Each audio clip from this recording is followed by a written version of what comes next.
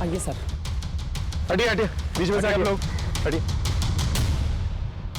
Sir sir sir sir मैं थाने गया था, पता चला आपको एक डेड बॉडी मिली है। बहुत घबराहट हो रही सर, क्या हुआ? शोभा शोभा शोभा शोभा शोभा, छोड़ो मुझे। आसपास अच्छी तरह से चेक करो, देखो क्या मिलता है। ओके बैठो।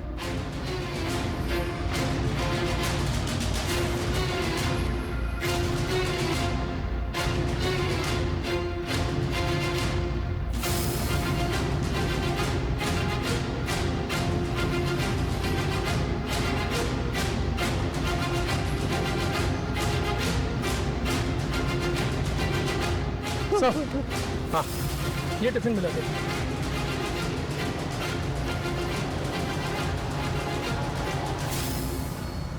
सर सर सर, ये टिफिन और बैग हमारे घर का है सर। अपना टिफिन लेकर लो। इतने सुनसान एरिया में आपकी बीवी कर क्या रही थी? मैं नहीं जानता सर, ये मेडिसिन का रैपर मिला है, एंटी डिप्रेशन लगता है। सर आपने लाश के चेहरे और सिर पे मार्क्स देखे हैं? किसी कीलदार औजार से वार किया गया है, बहुत ही बेरहमी से मारा गया है सर। इतनी दर्दनाक तरीके से कोई नफरत करने वाला ही मार सकता है। आपको किसी पे शक है? मैं क्या जानूं सर। सर यहाँ आसपास एक हाईवे है, कहीं ऐसा तो नहीं कि आते जाते किसी ने टारगेट बना लिया हो? हाँ, इस पूरे एरिया को स्कैन करो, बॉडी को पोस्टमार्टम के लिए भेजो। और हाँ, एक स्कूटी भी थी ना सर। देखो कहाँ डंप की गई। ओके सर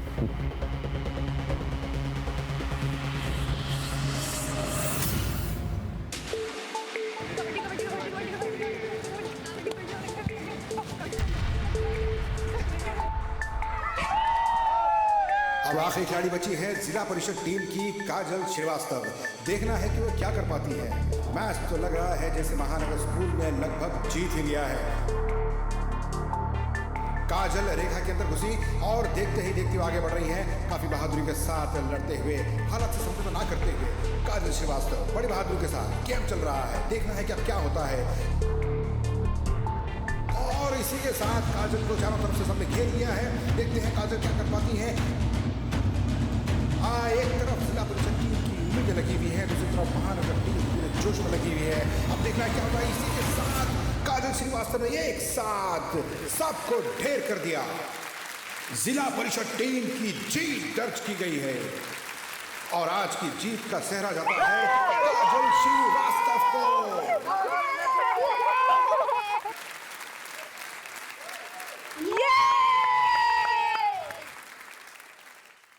बहुत बढ़िया काजल, अब तुम सीधा डिस्ट्रिक्ट चैंपियनशिप की तैयारी में जुट जाओ।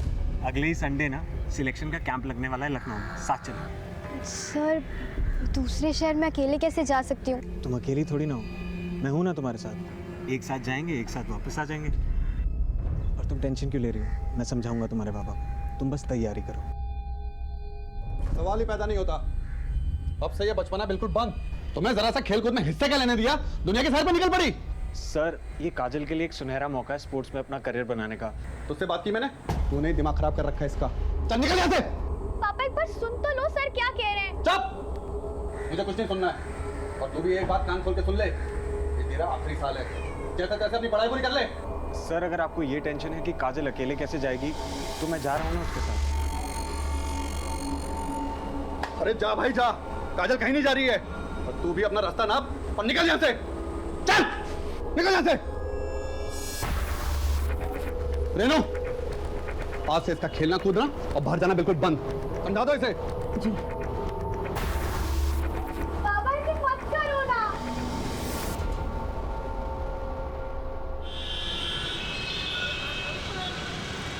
और भैया काम मिला कि नहीं?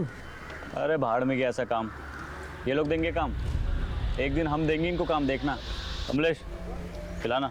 उधार बहुत ज़्यादा हो गया है, पहले वो चुकता करो। रुक जा, देता हूँ। फिर रुक जाइए, चाय पीना बाद में।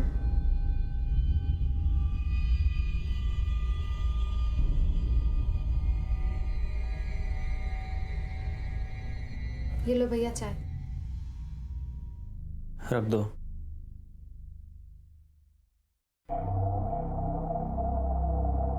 कहाँ घूम रहे थे सुबह से? कितना फोन किया हम आपको। घूम नहीं रहे थे, काम के लिए गए थे। अगर इतने ही लायक होते तो हमें आज ये दिन नहीं देखना पड़ता। बड़े भाई है तेरे, बात करने का तरीका सीख ले पहले। हम वही तो कह रहे भैया, जिंदगी जीने का एक तरीका होता है, ऐसे कब तक चलेगा? बस कुछ दिन की बात है, हम सब सही कर देंगे। सिर ठीक कर दोगे? यही मर जाएंगे सिसक के भूखे प्यासे, अपने गांव अपनी मिट्टी से दूर। हमने कहा ना हम कुछ करेंगे, मतलब करेंगे। दिमाग मत खराब करो अब। ओके सर, जय हिंद। हाँ, हमारा अंदाजा बिल्कुल सही था। शोभा को नकल डस्टर यानी कि हाथ में भूजा जैसा कुछ पहन के बहुत ही बेरहमी से मारा गया। ये पोस्टमार्टम रिपोर्ट सर, यहाँ तक कि स्कल में भी छेद हो गए हैं और वार करने वाला राइट हैंडेड है। यानी कि जिसने भी मारा है बहुत ही स्ट्रांग आदमी है, यहाँ तक कि हड्डी तक में भी छेद कर दिया। लेकिन इतनी बेरहमी से कोई मारेगा क्यों?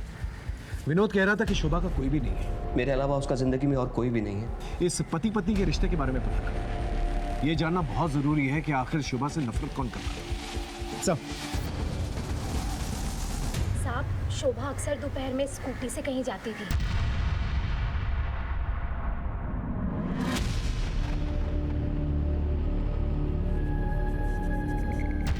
कहाँ जाती थी पता है आपको? नहीं पता। अच्छा एक बात बताइए, विनोद और शोभा के बीच आपसे रिश्ते कैसे थे? विनोद बहुत प्यार करता था शोभा से, लेकिन शोभा के गायब होने से एक दिन पहले मैंने उनके घर से झगड़े की आवाजें सुनी थी। मैं यहाँ हर कोशिश में लगा हूँ कि अपने परिवार को बच्चा दे दूँ, और तुम मुझे बेवकूफ बना रही हो। अब तुम्हारी झूठ का पर्दाफाश हो गया। तुम्हारी डॉक्टर ने मुझे सब बता दिया। क्या सब कुछ बता दिया? देखो विनोद, मैं तुम्हें भी सब कुछ बताने वाली थी, लेकिन मुझे बहुत डर लग रहा था कि कहीं तुम मुझे छोड़ के ना चले जाओ। इतना बड़ा झूठ, इतना बड़ा झूठ। तुम मुझे बेवकूफ बनाती रही और मैं बेवकूफ बनता रहा। छी!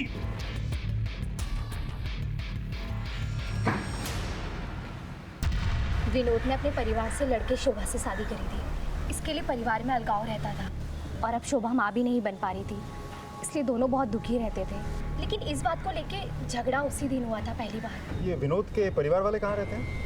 साहब यही रहते हैं गांव में। शोभा की मौत के बाद से वो लोग भी यहाँ आने जाने लगे।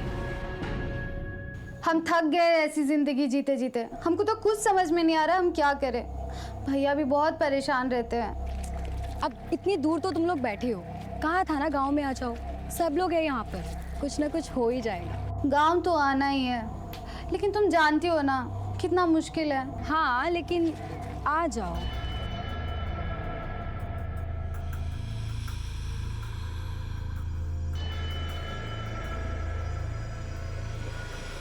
अच्छा मैं तुझे बाद में कॉल करती हूँ। हाँ हाँ ठीक है।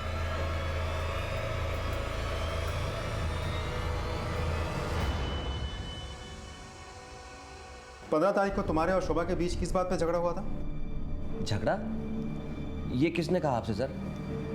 पति पत्नी में छोटी मोटी नोकझोंक तो होती रहती सर। या फिर बच्चा ना होने की वजह से झगड़ा हुआ। क्या है कि हमें पता है कि शोभा से आपकी शादी फैमिली के खिलाफ हुई थी, और जब शादी हो गई तो फैमिली के साथ आपने रिश्ता तोड़ दिया, और अब शोभा की मौत के बाद दोबारा से फैमिली से रिश्ते जुड़ गए।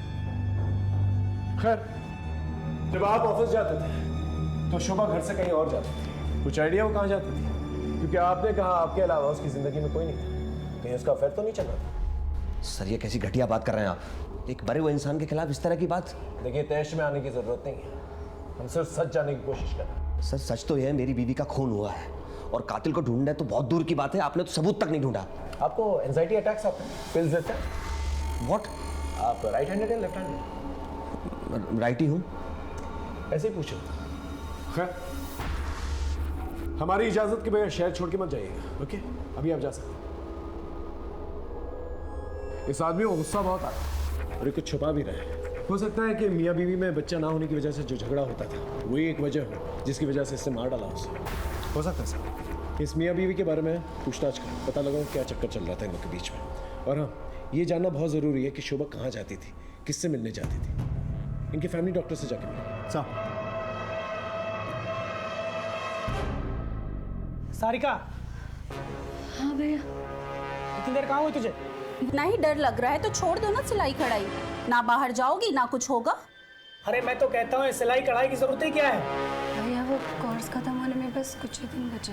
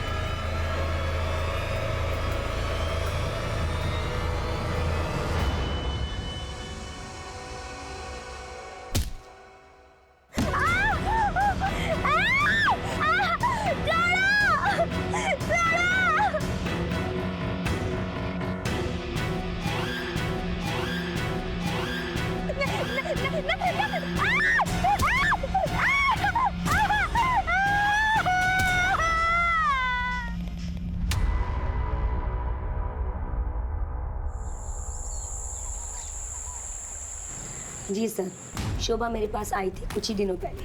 उसके पेट में किसी तरह का इन्फेक्शन हुआ था। मैंने कुछ टेस्ट किए और उनकी रिपोर्ट्स भी चेक की। रिपोर्ट्स चेक करने के बाद मुझे पता चला कि शोभा अपने पति विनोद को धोखा दे रही है। कैसा धोखा? दरअसल सर, शोभा पहले से एक बच्चे की माँ थी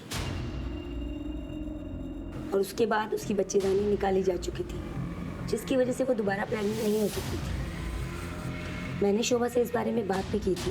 देखिए मैडम, ये बात सच है, लेकिन प्लीज़ आप विनोद को इसके बारे में कुछ मत बताइएगा। तुम भले ही अपने रिश्तों में धोखे का जहर घोल रही हो, लेकिन मैं अपने प्रोफेशन में बेईमानी कभी नहीं करूँगी। मुझे सब कुछ विनोद को सच सच बताना होगा। प्लीज़ मैडम आप समझने की कोशिश कीजिए मैडम। मेरा इस दुनिया में कोई नहीं है, मेरा घर बर्बाद हो जाएगा मैडम। मैं विनोद को खुद सब कुछ एक दिन बता दूंगी, अपनी शादी के बारे में, वैभव के बारे में, सब कुछ। प्लीज़। फिर आपने ये बात विनोद को बता दी? जी सर, एक्चुअली विनोद बच्चे को लेकर के बहुत परेशान था, तो एक डॉक्टर होने के नाते मैंने उससे ये सब छिपाना ठीक नहीं समझा। डॉक्टर एक बात बताइए, शोभा के पहले पति और बच्चे के बारे में आप जानती हैं? जी नहीं सर, मैं कुछ नहीं जानती। सर मैं क्या पूछ सकता हूँ, आपने मुझे यहाँ क्यों बिठा के रखा है? विनोद, तुम डॉक्टर विनीता को जानते हो ना? हम मिल चुके हैं उनसे और उन्होंने तुम्हारे झूठ के बारे में हमें बता दिया है। डॉक्टर विनीता ने शोभा के बारे में हमें सब कुछ बता दिया। उसकी पहली शादी, उसका पहला बच्चा और उसका कभी भी ना बच्चा होना। ये सब सुन के तुम्हें बहुत गुस्सा आया और तुमने उसे मार दिया या मरवा दिया। नहीं सर, सच तो ये है कि मैं आज भी शोभा से बेहद प्यार करता हूँ।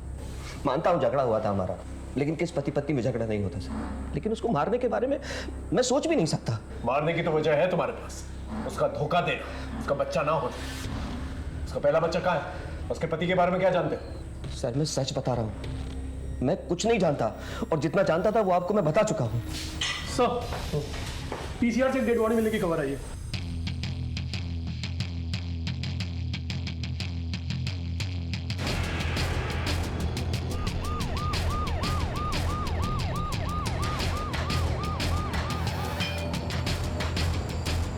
चलिए हटिए, सही हटिए सर।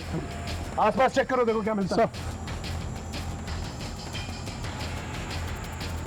सर इस लड़की को भी लगभग वैसे ही मारा गया है। नकल डस्टर से चेहरे पे वार किए गए हैं और ये निशान देखिए सर, लगता है शायद उसके बाद किसी ने गला दबा दिया हो।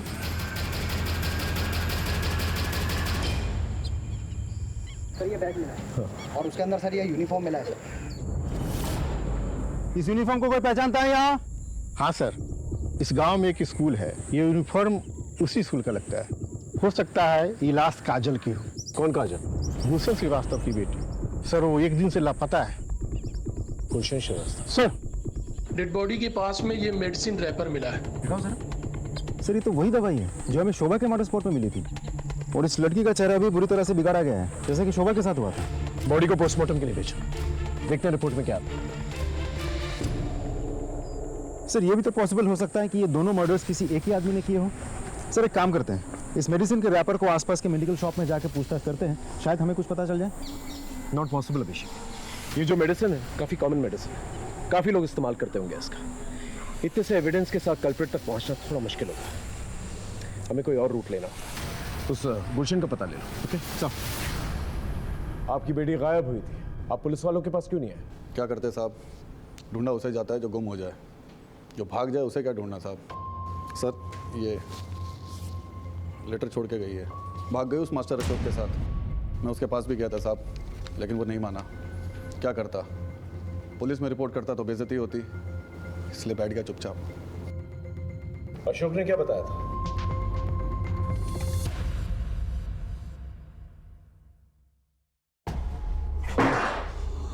अशोक, काजल कहाँ है? मुझे नहीं पता काजल का। इज्जत के सिवा कुछ नहीं है मेरे पास, बता दे काजल कहाँ, नहीं तो जान से जाएगा। मैंने कहा ना मुझे नहीं पता काजल का। ये मेरा घर है, चिल्लाओ मत यहाँ पर। निकलो यहाँ से, निकलो। छोड़ूंगा नहीं तुझे, अब देख क्या करता हूँ मैं तेरे साथ। चलो निकलो यहाँ से।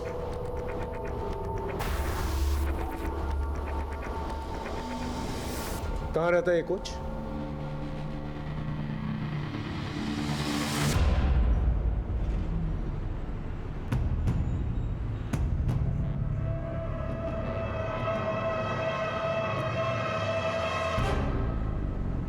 एकदम परेशान मत होइए, और 1 से 2 दिन लगेगा, बाकी 2-3 दिन में मैं आपका काम करा दूंगा, ठीक है? चलिए सर, थैंक यू।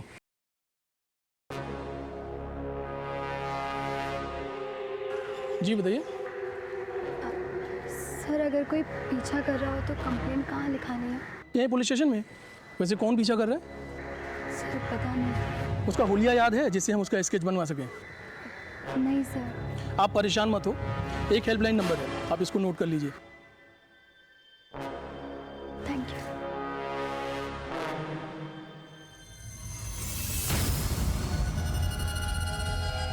सर, काजल की पोस्टमार्टम रिपोर्ट आ गई है। उसके साथ रेप किया गया था। व्हाट? जी सर, दोनों जगहों पर मिली मेडिसिन का रैपर सेम है, नकल डस्टर के मार्क्स भी बिल्कुल सेम है, और मारने का तरीका भी बिल्कुल वैसा ही है जैसा शोभा का था। सर कहीं ऐसा तो नहीं कि ये दोनों मर्डर्स एक दूसरे के साथ कनेक्टेड हैं? अभी फिलहाल किसी कंक्लूजन पे जंप नहीं कर सकते। हो सकता है एक महज इत्तेफाक हो।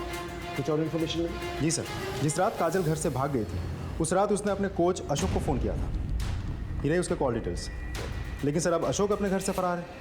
इसका मतलब गुलशन ने जो इल्ज़ाम लगाया था कि अशोक ने ही मदद की थी काजल को भगाने में, वो सच थी।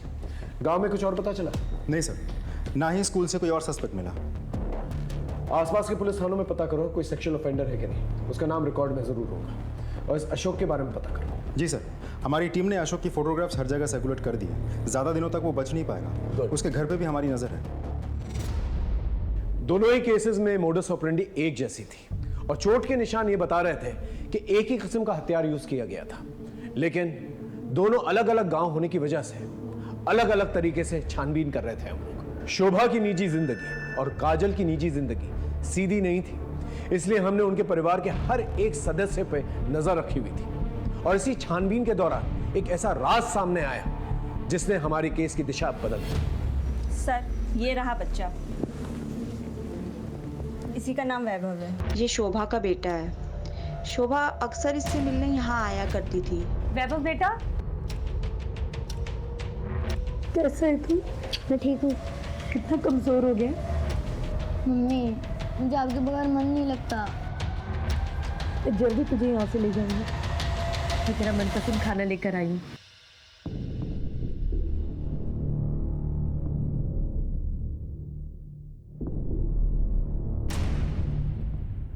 सर शोभा ने कहा था कि उसने अपने पति से बात किया है कि वो इसे अपने साथ लेकर जाएंगे।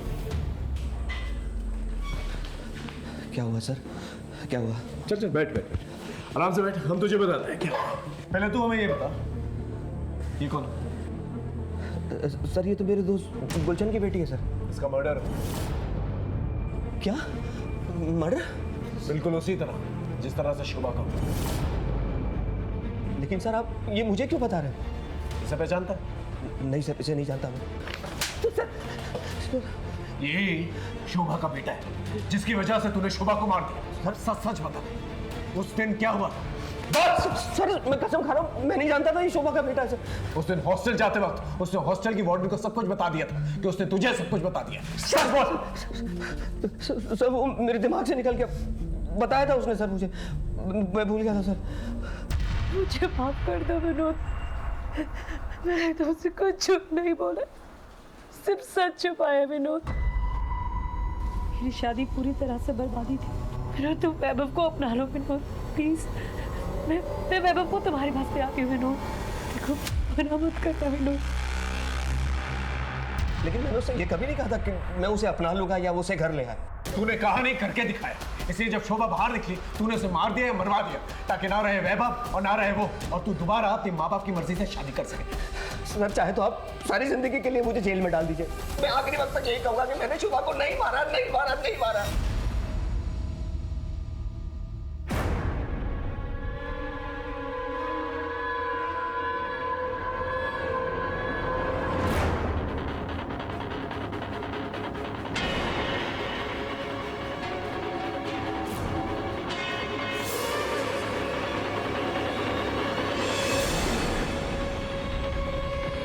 सर अशोक को लखनऊ के गोमती नगर एरिया में देखा गया है, लेकिन एक इंटरेस्टिंग बात है, वो एक मेडिकल स्टोर से दवाई चुरा कर भाग रहा है क्योंकि उसके पास डॉक्टर का प्रेस्क्रिप्शन नहीं था। गोमती नगर पुलिस से कोऑर्डिनेट कर, वहीं कहीं छुपा पाओ। जी सर, हमारी खबरें टीम और पुलिस टीम दोनों ही उसके पीछे पड़ी है, ज़्यादा दिनों तक छुप नहीं पाए। अब देखते हैं काजल का मर्डर सस्पेक्ट क्या है।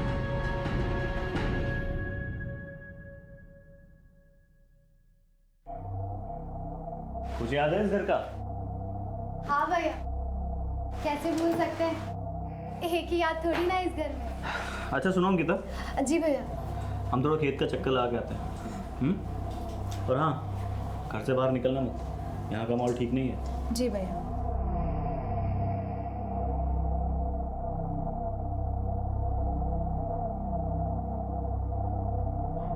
अच्छा चलो गेस करो हम कहाँ हैं? तेरी आवाज़ बता रही है कि तू गांव में है। अरे बिल्कुल सही जवाब। बता फिर कब मिल रही है? अरे इसीलिए तो हम फोन किए हैं। शाम को नदी के पास मिलते हैं। ओके।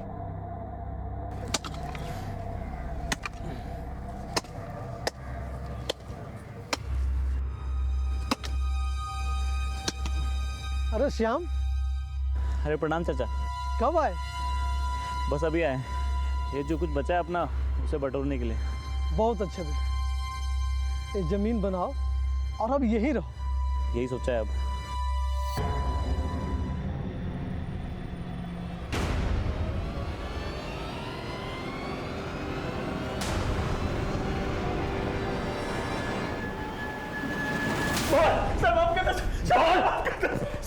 सर मैंने किसी को नहीं मारा है सर। अच्छा, तो फिर भाग क्यों रहा था और दवा क्यों चुराई? सर मैं अस्थमा का पेशेंट हूँ, मर जाता अगर ये दवा नहीं चुराता। और वो मेडिकल वाला प्रिस्क्रिप्शन मांग रहा था। और रहा सवाल भागने का, तो गुलशन जी को शक था कि काजल को मैंने भगाया है। और जब काजल की लाश मिली तो मैं डर गया कहीं गुलशन जी मुझे ना फंसा दे, इसलिए मैं भाग रहा था सर। तो उस रात काजल ने फोन क्यों किया था? हाँ सर ये बताने के लिए कि वो घर से भाग रही है। कैंप के लिए भागने वाली लड़की कैंप तक नहीं पहुंची। और किसको पता था इसके बारे में? सर उसके छोटे भाई आशु को भी पता था। उसने उसे बताया था घर से जाने से पहले। ये बात उसने मुझे फोन पे बताई थी। हाँ सर, मैं जानता था। दीदी, ये जो तुम कर रही हो ना, बिल्कुल ठीक नहीं है। मैं जा रहा हूँ बाबा को उठाने के लिए। आशु देख, अगर तूने पापा को कुछ भी कहा तो तू मेरा मरा हुआ मुंह दिखेगा। इतनी मुश्किल से ऐसा मौका हाथ लगाए, तो वो दिन की तो बात है, मैं आ जाऊंगी वापस। पापा की जितनी मार खानी होगी ना खा लूंगी, लेकिन तू चुप रहना। खा मेरी कसम, तू पापा को कुछ नहीं कहेगा। मुझे लगा था कि दीदी 2 दिन में वापस आ जाएंगी। दीदी तो वापस आए नहीं। और बाबा इतना गुस्सा थे कि अगर मैं उन्हें बताता कि मुझे पता है कि दीदी कहाँ है, तो वो मुझे जिंदा नहीं छोड़ते। इसलिए मैंने उन्हें कुछ भी नहीं बताया।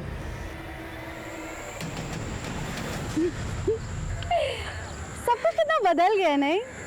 तो सालों बाद आई है ना, इसलिए ऐसा लग रहा है। बदलता नहीं तो हम ऐसे यहाँ नहीं मिलते। वो तो है, लेकिन तू अचानक यहाँ पे कैसे? भैया ने कहा गांव चलो तो चली आई, और अब हम यहीं रहेंगे। हाँ हाँ हाँ। अब अच्छा, अब मैं चलती हूँ, बहुत देर हो गई है। वैसे भी भैया ने घर से बाहर निकलने से मना किया है। हाँ, वैसे भी आजकल इस गांव के हालात कुछ ठीक नहीं है। तो एक काम कर, तू भी निकल और मैं भी चलती हूँ। ठीक है, बाय।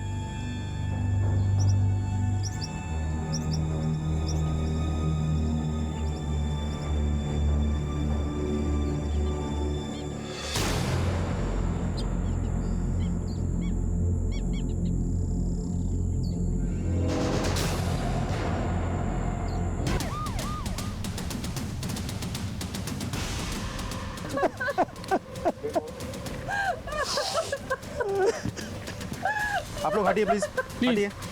साइड में, साइड।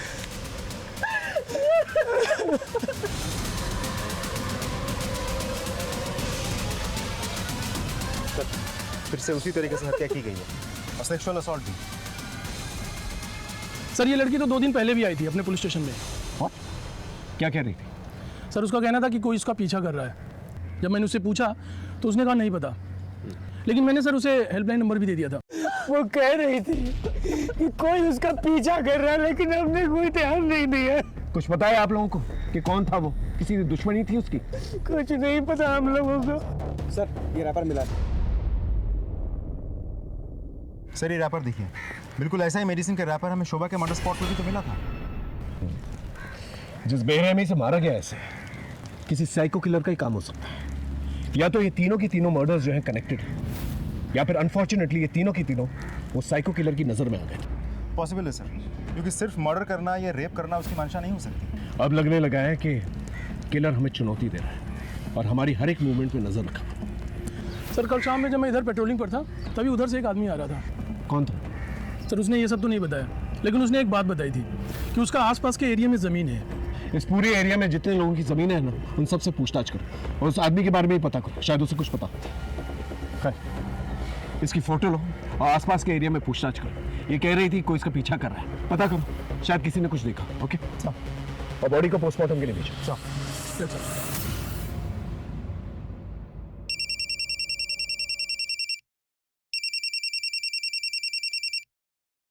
हेलो, सारिका की किसने हत्या कर दी? क्या? अंकिता, क्या हुआ? अच्छा, हम कुछ काम से बलरामपुर जा रहे हैं, कल सुबह तक आ जाएंगे। अंकिता, हम तुम्हारे लिए कुछ लाए हैं, ये देखो।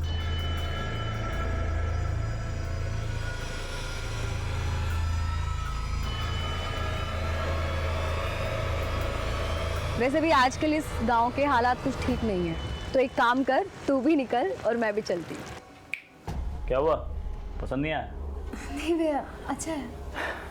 हमें पता है तुम क्या सोच रही हो। यही सोच रही हो ना कि तुम्हारा नाम तो ए से आता है, फिर ये एस क्यों? सच बताए, हमने हमारे लिए लिया था, पर क्या है, अब तुम रख लो। चलते हैं।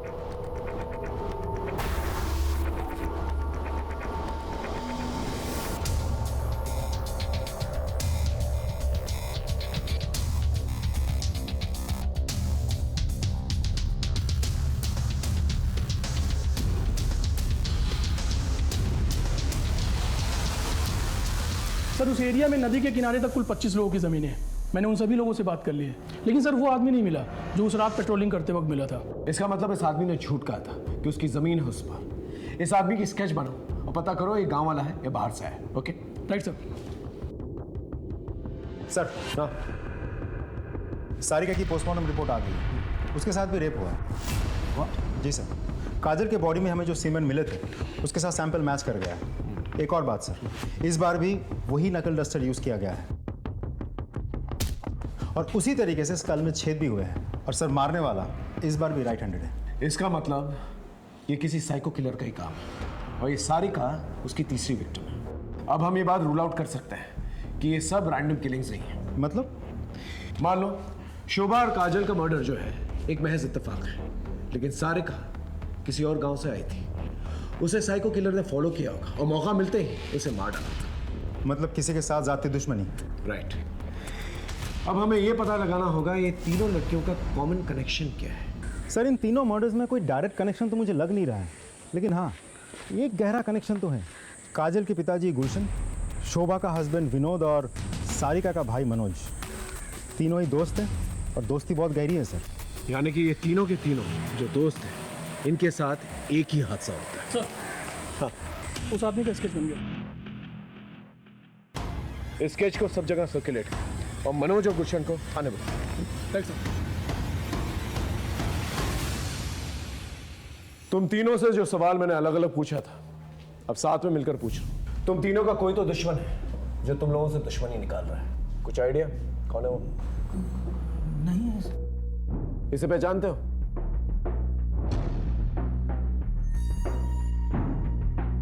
ये तो श्याम है। कौन श्याम?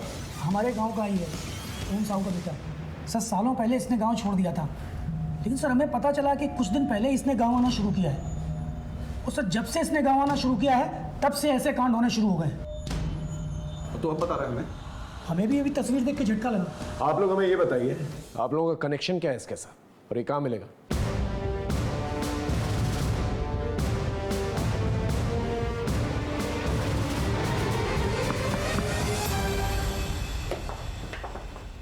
भैया घर पर नहीं। तो मैं कैसे मालूम तुम्हारे भैया से मिलना है? ये मेरी सहेली सारिका का लॉकेट।